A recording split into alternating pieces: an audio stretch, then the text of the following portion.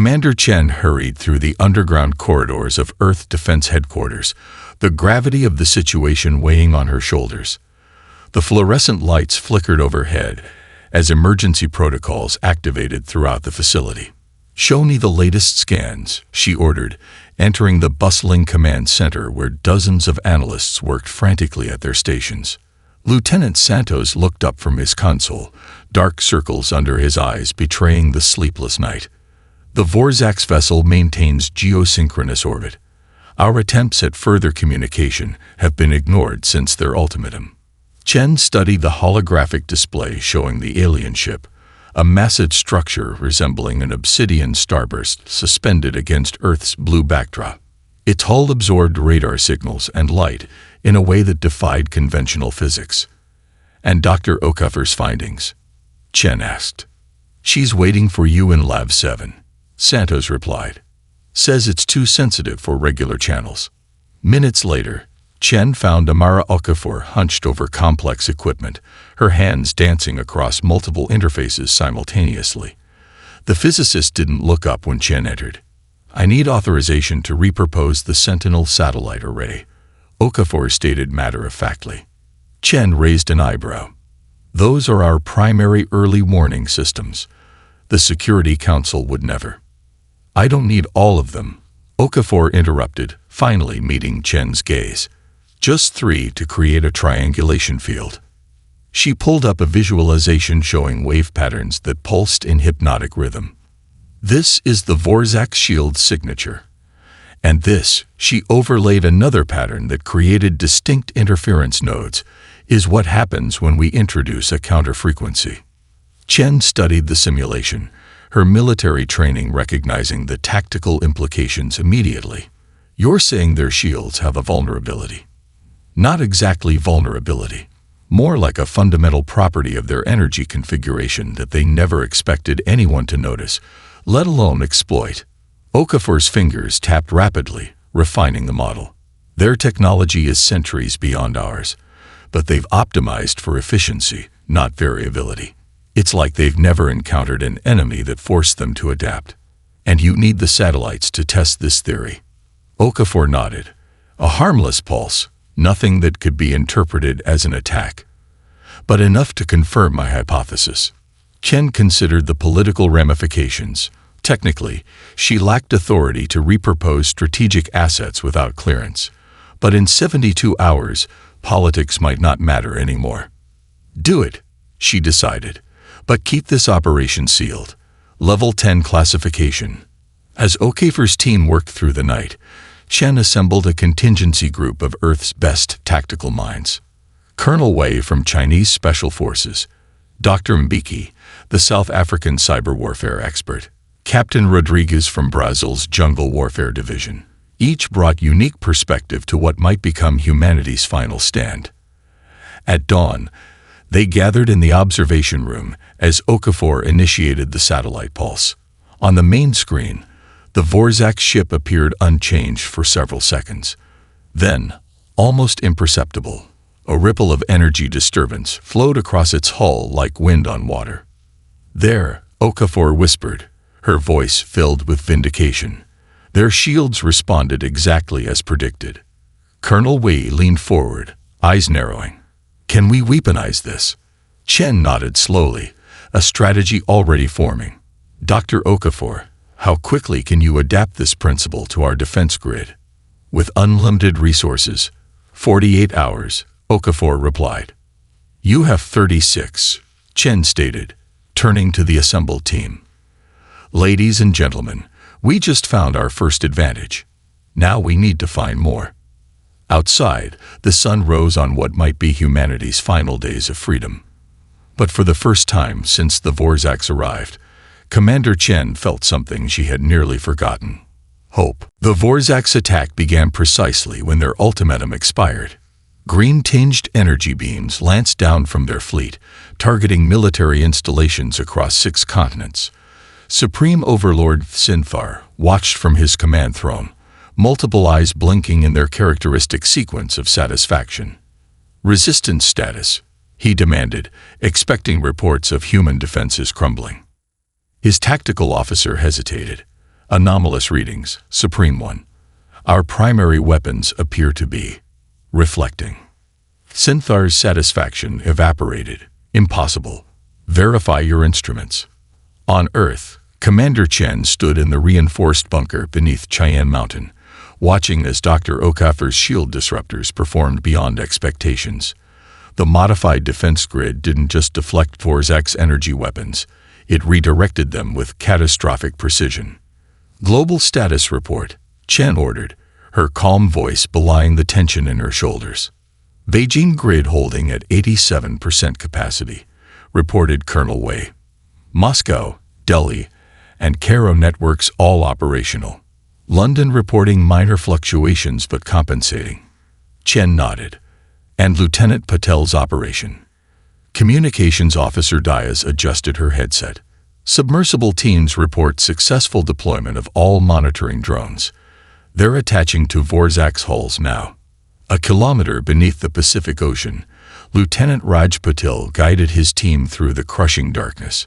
Their submersibles, originally designed for deep-sea research, had been hastily retrofitted for the most dangerous reconnaissance mission in human history. Echo Team, maintain position beneath target vessel, Patel instructed through his red brother. The water distorted his voice, but his team understood. Deploy final drone package on my mark. The sleek, biomimetic drones, designed to resemble deep-sea creatures, detached from their carriers and ascended silently toward the massive Dvorak ship hovering just above the ocean surface. Their specialized sensors would gather crucial data on alien technology while remaining undetectable to standard Dvorak scanning protocols. Drums away. Confirmed Specialist Lopes, monitoring the deployment. Attachment successful. Data streaming. Patel allowed himself a tight smile. Commence Phase 2. Aboard the command vessel, Sinthar raged as reports of weapon failures flooded in. 3 support ships had sustained critical damage from their own redirected energy beams. How are these primitives doing this? He demanded. Their technology was assessed as at least 2 centuries behind minimum Imperium standards. His science officer's appendages trembled. Unknown, Supreme One. Their countermeasures employ principles we've never encountered. Back at Earth Defense Headquarters, Dr. Okafor analyzed the incoming data from Patel's drones, her fingers flying across holographic interfaces. Commander, I've identified their propulsion signature, she announced, excitement breaking through her usually reserved demeanor. Their ships maintain position using a resonance field that operates on a specific frequency range. Chen immediately grasped the implications. Can we disrupt it? Better, Okafor replied. We can broadcast on that exact frequency globally. It won't disable their ships completely, but it will destabilize their precision movements and targeting systems. Chen turned to communications. Coordinate with all broadcasting stations worldwide. I want every transmitter, from military arrays to commercial radio, synchronized on Dr. Okafor's frequency. Within minutes, the invisible disruption spread across Earth's atmosphere. In orbit, Dvorak's vessels began to drift slightly from their carefully calculated positions, their movement controls responding sluggishly to corrections. Status change, reported Colonel Wei. Dvorak's attack formations are breaking down. Their second strike wave has halted. For the first time since the invasion began, Chen allowed herself a small, grim smile. They expected us to follow the conventional defensive playbook. Time to show them humans wrote entirely different rules. On his command throne, Sinthar felt something unfamiliar creeping into his consciousness. Doubt. Dr. Amara Okafor stared at the holographic projections floating before her, ancient Sumerian symbols juxtaposed with Dvorak's communication patterns. The correlation was undeniable, yet impossible according to conventional history. The mathematical similarity can't be coincidence, she explained to Commander Chen and Professor Tanaka. These cuneiform patterns from 4000 BCE contain embedded sequences that match Dvorak's shield harmonics precisely. Professor Hiroshi Tanaka, Earth's foremost expert on ancient languages, adjusted his glasses as he examined the symbols. His fingers traced the air around a particularly complex glyph that resembled a star with 7 points. This symbol appears in multiple unconnected civilizations, he noted. Sumerian, Indus Valley, early Chinese astronomical charts. We always assumed it represented a constellation or astronomical event. It's a warning, Chen realized, the implications settling like a weight on her shoulders. Someone was trying to prepare us. Tanaka nodded gravely. And not just warnings. Instructions. He pulled up additional artifacts. Fragments of ancient texts, stone carvings, and megalithic structures. These aren't just cultural curiosities. They're technical schematics disguised as religious iconography. In a secure facility beneath the Egyptian desert, engineers worked frantically to assemble the device based on Professor Tanaka's translations. Similar teams operated in the Gobi Desert, the Amazon Basin, and beneath the ice of Antarctica, locations specified in the ancient texts. Dr. Okafor supervised the final calibrations in Egypt, communicating with her counterparts globally through quantum-encrypted channels. The device resembled a metallic obelisk etched with symbols that seemed to shift when viewed directly. Power sequence initiated, she reported, as the device began to emit a low hum that resonated at frequencies beyond human hearing. Across the planet, the other devices activated in perfect synchronization. Satellite imagery showed nothing visible to conventional sensors, but Dr. Okafor's specialized equipment detected an energy field forming in Earth's upper atmosphere, a pattern that precisely mirrored the 7-pointed star symbol. On the Vorzak's command ship, Supreme Overlord Sinthar prepared the second wave of attacks. His initial embarrassment had hardened into cold determination to crush this unexpectedly troublesome species. All targeting systems recalibrated, his weapons officer reported. The human's frequency disruption has been compensated for. Begin the assault, Kizinthar ordered. No more precision strikes. Saturate their population centers. The Vorzak's fleet moved into position, weapons charging. But as they fired, something unprecedented occurred. Their targeting systems went haywire, energy beams dispersing harmlessly into space or striking empty terrain. Explain, Kizinthar demanded. His science officer's appendages trembled as he studied the readings. Some kind of interference field is distorting our targeting matrices. It's as if the planet itself is defending them. In the command bunker, Chen received confirmation from all sites. The ancient defense network is operational, she announced to her team. Professor Tanaka, what else can these devices do? The professor's eyes gleamed with excitement behind his glasses. According to the texts, this is merely the first stage. These aren't just defensive measures, they're keys. Keys to what? Chen asked. Tanaka pulled up an image of an underground chamber discovered beneath Easter Island. The walls were covered with the same symbols they'd been studying, but at the center stood a sealed doorway that had resisted all attempts to open it. To our true heritage, Tanaka replied softly. The texts speak of the legacy of the star travelers hidden until the 7-pointed darkness returned. I believe the activation of these devices will unlock sealed repositories of advanced knowledge around the world. Chen looked at the tactical display, showing the confused Vorzak's fleet. How long until we can access this knowledge? The doorways are already responding to the energy field, Dr. Okafor interjected, receiving real-time updates from the Easter Island team. They're opening, Commander. For the first time since the invasion began, Chen felt something beyond hope.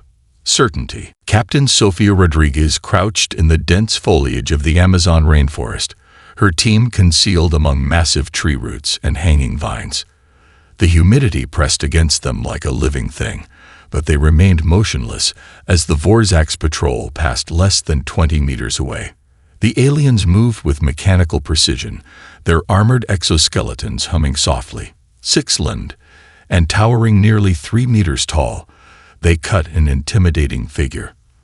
Their helmet sensors swept the environment in predictable patterns.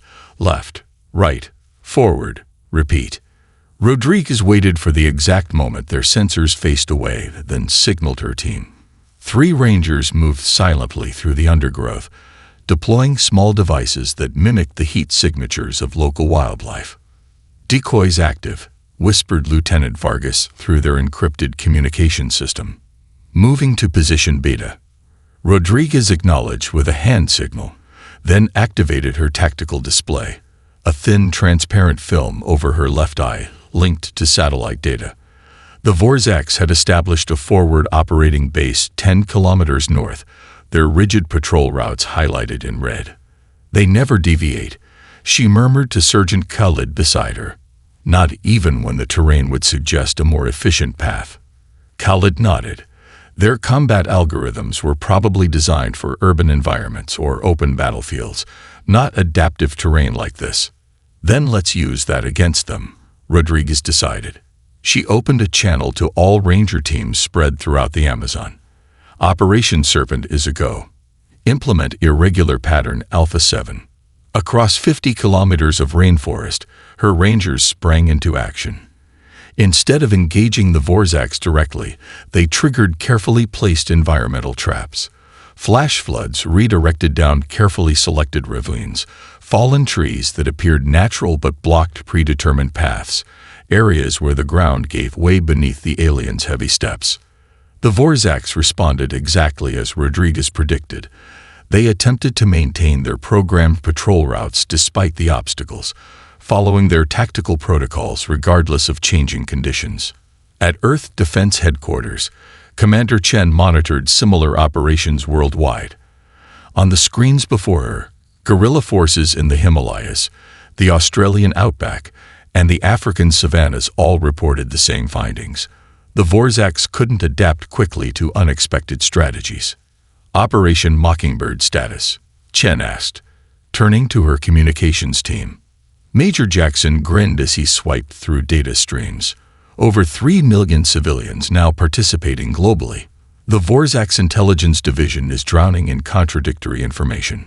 The operation had begun as a desperate idea: recruit ordinary citizens, particularly online gamers and social media experts, to create a massive disinformation network. These civilians generated false military communications, created convincing deepfake videos of non-existent weapon systems, and flooded all channels with contradictory information about Earth's defense capabilities.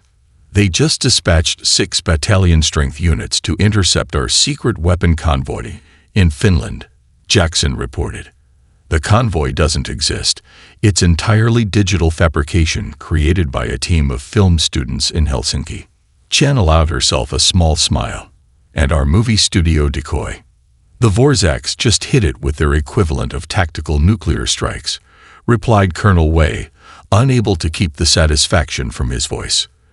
"They deployed significant resources to destroy what amounts to plywood and clever lighting." Back in the Amazon, Rodriguez watched through binoculars as confusion spread through the Vorzaks' ranks. Their patrol patterns broke down as contradictory orders reached them from their increasingly frustrated command structure. "They expected us to fight conventionally," she told her team as they prepared for their next phase of harassment tactics. "But humans stopped fighting fair the moment we picked up the first stone and called it a weapon." Behind her, Sergeant Khalid checked his non-standard equipment, a mixture of traditional weapons and improvised devices designed specifically to exploit Vorzak's vulnerabilities. "Think they'll adapt eventually?" Rodriguez smiled grimly. "Not before we change our tactics again. That's the one advantage they can never match. We've been practicing the art of unpredictability for our entire history." Lieutenant Raj Patel stood in the Underwater Command Center, a repurposed deep-sea research facility 20 kilometers off the coast of New Zealand. Holographic displays showed the positions of Vorzak's vessels hovering above the Pacific Ocean, their hulls periodically breaking the water's surface to deploy ground forces.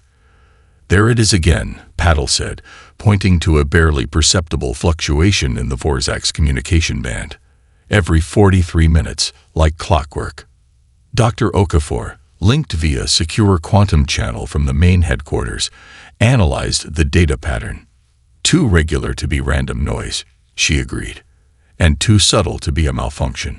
"It's a signal," Patel concluded. deliberately hidden within their standard communications.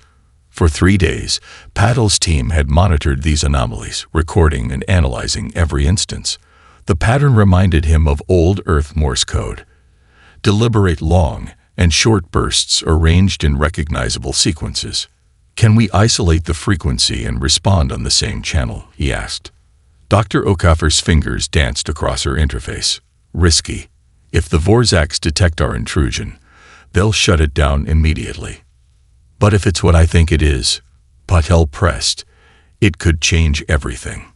After consulting with Commander Chen, they received authorization to attempt contact. Using the underwater facility's specialized communication array, designed to minimize detection from above, they transmitted a simple mathematical sequence in response to the next anomalous signal. The reply came within seconds, a burst of data that caused every analyst in the room to stare in disbelief. "It's not from the Vorzaks," whispered communications specialist Chong. "The linguistic structure is completely different." When decrypted, the message was clear. "We are Talani. We serve unwillingly." "Who responds?" Patel felt a chill of excitement. "Open a secure channel," he ordered, "and get Commander Chen immediately." The communication revealed a startling truth. The Talani, an aquatic species conquered by the Vorzaks generations ago, maintained a secret resistance network throughout the Imperium's forces. Their homeworld's oceanic environment had made them particularly valuable for Vorzak's naval operations, but their subjugation had never broken their desire for freedom. Within hours, Commander Chen authorized a covert meeting. Patel's team deployed a stealth submersible to a designated rendezvous point in the Mariana Trench, beyond the range of Vorzak sensors. The Talani representative, Shalmarin, resembled a humanoid crossed with cephalopod features. Iridescent skin, large multifaceted eyes, and 4 upper limbs ending in delicate, webbed appendages. His breathing apparatus hissed softly as he studied the humans before him. "Your resistance surprises the Imperium," Shalmarin said, his translator converting his ultrasonic language into human speech. "No species has defied them so effectively since the Great Purges." "We're adaptable," Patel replied simply, "and we have no intention of surrendering our world." Shalmarin's skin rippled with color, an expression of emotion his translator identified as approval. "The Talani have accumulated generations of knowledge about Vorzak's weaknesses, but lack the freedom to exploit them. You have the freedom, but lack the knowledge." Commander Chen, participating via secure holographic link, understood immediately. "An alliance." "More than that," Shalmarin answered. "A revolution. There are 17 subjugated species within the Imperium. The Talani are not the only ones who remember freedom." The implications were staggering. What had begun as Earth's desperate defense could potentially transform into a multi-species uprising against Vorzak's dominance. "What do you propose?" Chen asked. Shalmarin extended a data crystal. "First, we share our understanding of Vorzak's biology. Their cognitive functions depend on chemical balance that can be influenced. We lack the means to deploy such countermeasures, but perhaps humans, with your remarkable creativity, might find a way." As Patel accepted the crystal, he realized that humanity had just gained something the Vorzaks could never have anticipated: allies from within their own ranks. Commander Chen stood in the launch bay of the newly christened vessel Prometheus, Earth's first true interstellar warship. Around her, a multinational crew performed final system checks, their movements precise despite the unprecedented nature of their mission. The ship represented humanity's greatest technological achievement, a fusion of reverse-engineered Vorzak systems with innovations born from the ancient knowledge repositories. Its hull gleamed with an iridescent coating developed using Talani bioengineering principles, designed to absorb and disperse energy weapons. "Pre-launch diagnostics complete," reported Captain Desmond Okoro, the Nigerian Space Force veteran selected to lead the assault team. "All systems nominal." Chen nodded, surveying the diverse squad assembled before her. 20 elite soldiers from 12 nations, each selected not just for combat skills, but for adaptive thinking and improvisational ability, traits the Vorzaks consistently fail to anticipate. The nanobots have been deployed throughout the Vorzaks command structure, Chen reminded them. Their leadership is experiencing cognitive disruption, but we don't know how long this advantage will last. Our window is narrow. Lieutenant Santos brought up a holographic display of the Vorzaks command vessel, a massive structure resembling a metallic starburst suspended in high Earth orbit. Based on Telani intelligence, we've identified 3 primary entry points with minimal security presence. Chen addressed the assembled team one final time. You all understand what's at stake. This isn't just about Earth anymore. Every subjugated species in the Imperium is watching what happens here today. Aboard the Vorzaks command vessel, Supreme Overlord Sinthar struggled to maintain his composure as conflicting reports flooded the bridge. His thought processes felt sluggish, decision-making uncharacteristically difficult. Status of the human resistance? He demanded, his multiple eyes blinking rapidly in agitation. His officers exchanged uncertain glances, contradictory information. Supreme One, the intelligence chief finally admitted. Our ground forces report significant losses in multiple sectors, but we cannot verify any consistent human strategy or force concentration. What Kinthar couldn't know was that the nanobots, developed from Telani biotech and delivered through the ship's air filtration system, were subtly altering his neural chemistry and that of his senior staff. Not enough to incapacitate, but sufficient to induce doubt, hesitation, and confusion. The Prometheus launched with minimal energy signature, employing stealth technology derived from deep-sea predators. It approached the command vessel from the planet's shadow, its hull absorbing ambient radiation rather than reflecting it. Captain Okoro led his team through the docking procedure, using access codes provided by Telani informants.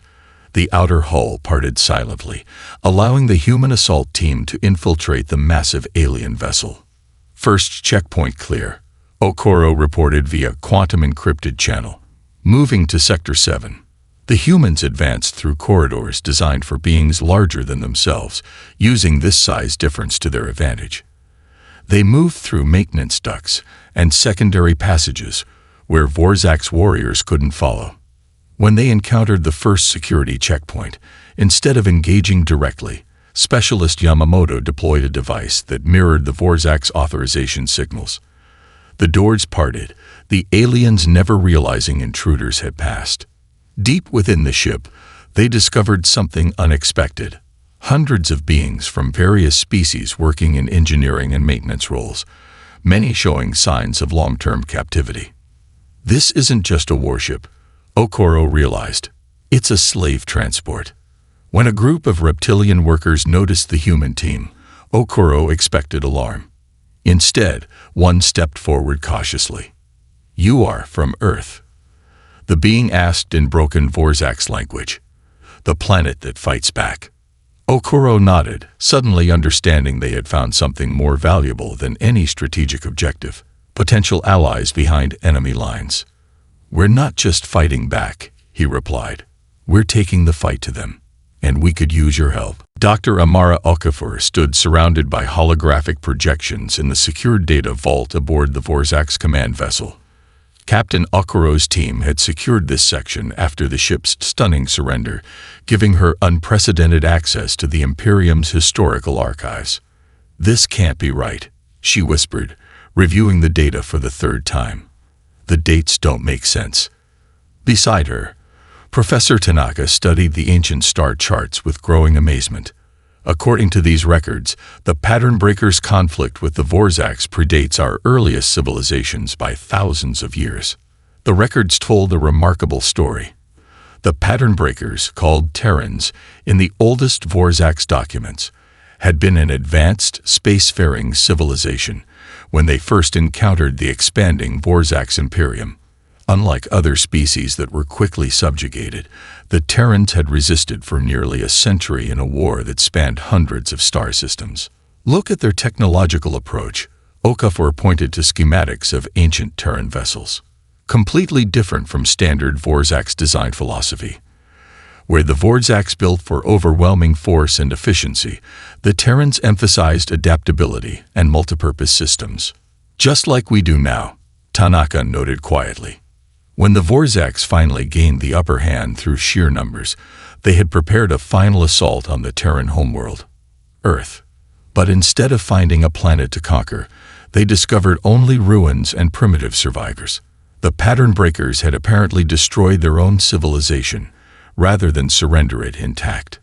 They didn't just abandon their technology.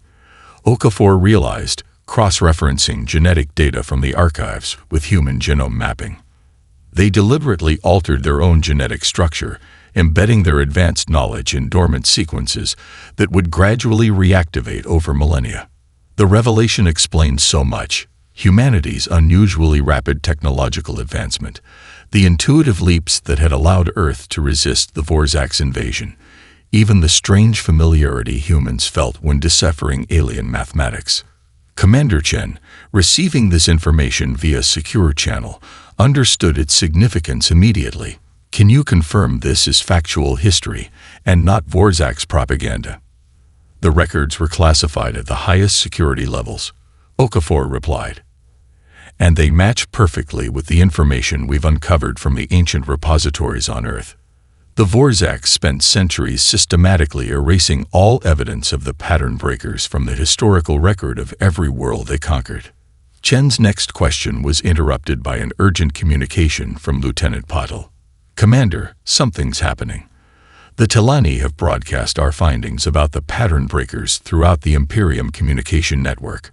Reports of uprisings on at least 23 Vorzaks-controlled worlds are coming in. The secure channel erupted with incoming transmissions as subjugated species, long beaten into submission, found inspiration in the revelation that the mighty Vorzaks had once been nearly defeated. More importantly, the descendants of those legendary resistors were now actively fighting back.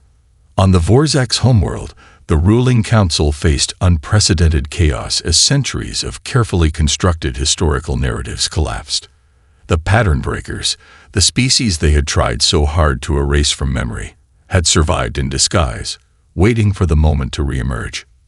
It was never about defending just Earth, Chen realized, watching the real-time reports of rebellions spreading across Vorzak space.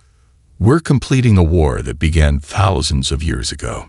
Professor Tanaka nodded solemnly. And the ancient knowledge repositories aren't just weapons or technology. They're our heritage, our true history, preserved and hidden until we were ready to reclaim it. As the Vorzak's Imperium faced simultaneous uprisings across dozens of worlds, Supreme Overlord Sinthar finally understood the magnitude of his failure. He had not simply underestimated a primitive species, he had unwittingly awakened the Imperium's most formidable enemy from its long slumber. Commander Eliza Chen stood at the central podium of the Orbital Assembly, Earth's newly constructed diplomatic station. Through the vast transparent dome above, the stars shone with a clarity impossible from the planet's surface.